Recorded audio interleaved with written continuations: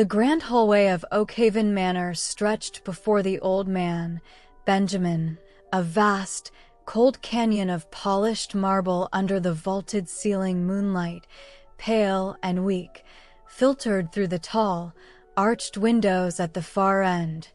Barely illuminating the dust motes dancing in the still air. Silence reigned here, thick and absolute, broken only by the distant, mournful sigh of the wind outside and the soft, hesitant tap of his worn leather slippers against the stone. Decades of footsteps had worn faint paths, but tonight, Benjamin walked alone. The portraits lining the walls, ancestors frozen in time, offered no companionship. Only silent stares into the profound emptiness that echoed his own deep sense of solitude within the walls of the once bustling family home. Driven by a sudden, almost desperate impulse to shatter the suffocating quiet, Benjamin stopped near the center of the vast space. He drew a slow breath, feeling the cool air fill his lungs, and then called out, his voice surprisingly strong yet trembling slightly. "Hello?" The single word didn't just fade, it exploded. It ricocheted off the hard marble surfaces, bouncing from wall to wall, ceiling to floor, multiplying and stretching itself thin. "Hello, hello, hello," it chanted back at him. A chorus of diminishing returns that gradually dissolved back into the waiting silence, leaving behind a resonance that vibrated in his bones, a strange reminder of sound in the pervasive quiet. Night after night, this ritual became Benjamin's solace. He would stand in his chosen spot, facing the moonlit windows, and speak fragments of his life into the void. "Remember the summer by the lake, Eleanor?"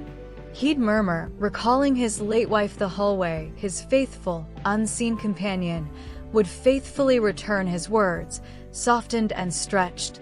Like Eleanor, it wasn't just repetition. It felt like an acknowledgement. He spoke of his children's laughter chasing through these very halls, of holiday feasts that warmed the stones, of quiet evenings reading by the fire. Each memory spoken aloud was caught by the hungry space, transformed into a spectral echo that lingered just a moment longer than the silence dared, weaving a tapestry of sound from the threads of his past. One chill evening, heavy with the memory of Eleanor's birthday, Benjamin felt a profound ache settle in his chest. "I miss her voice most of all," he confessed, the raw vulnerability surprising even him. As the words left his lips, he paused, bracing for the familiar, hollow return of his own sorrow. But the echo that came back was different. Instead of a simple voice, the returning sound seemed to hold a quality, a faint, impossible gentleness that resonated deep within him. It wasn't Eleanor, couldn't be, yet the feeling carried by the echo, a profound understanding, a shared sadness, washed over him.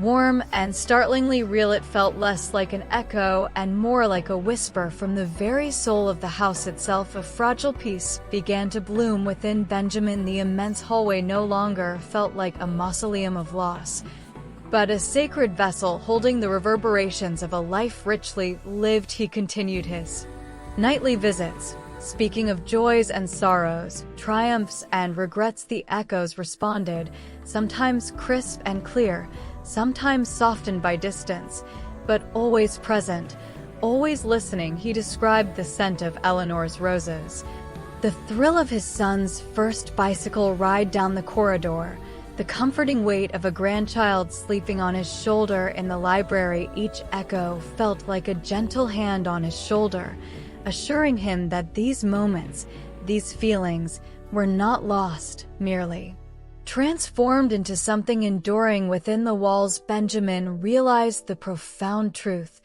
The echoes weren't ghosts, nor were they merely bouncing sound waves. They were the living resonance of his own heart, amplified and reflected by the attentive silence of Oakhaven. The hallway provided the space, the stillness necessary for his inner world to be heard, to be felt anew. And articulating his memories aloud, he wasn't just speaking to empty air.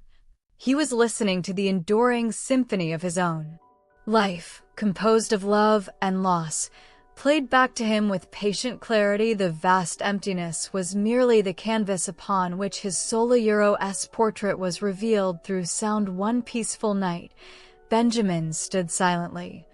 No need for words, he simply listened to the profound quiet, now familiar and comforting within it.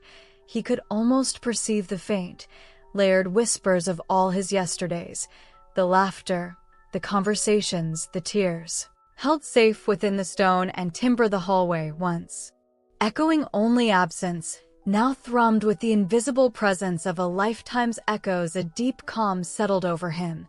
The weight of solitude lifted, replaced by the gentle certainty that he was surrounded, not by emptiness, but by the enduring reverberations of love. Remembered, he turned, a small, serene smile touching his lips, and walked back towards his room, his slippers whispering softly on the marble, accompanied by the silent, loving chorus only he could truly hear.